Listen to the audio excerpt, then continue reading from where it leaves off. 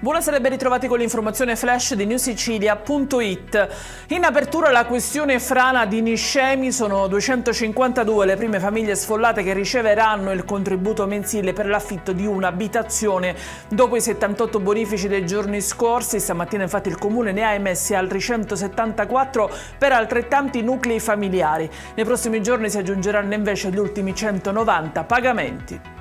Un sostegno ai familiari dei detenuti in difficoltà economiche per l'acquisto di biglietti ferroviari per raggiungere le carceri siciliane verrà erogato in forma di voucher nominativi dal valore di 50 euro per ogni singolo familiare che ha diritto di partecipare ai colloqui con il detenuto.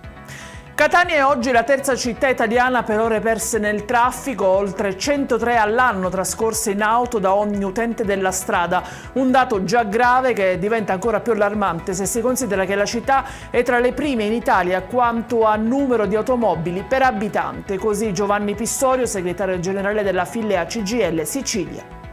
Da oggi uno dei laboratori dell'unità di igiene ospedaliera del Policlinico di Messina è intitolato a Sara Campanella, la giovane studentessa vittima di femminicidio uccisa il 31 marzo del 2025 al termine di una lezione universitaria da un corteggiatore respinto che si è poi suicidato in carcere.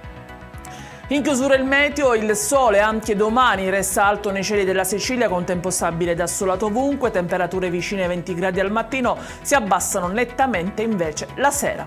Ed è tutto per questa edizione, vi ricordo come sempre che i dettagli su queste notizie e molte altre li trovate sul nostro sito e sui nostri canali social. Grazie per averci seguito e buona serata.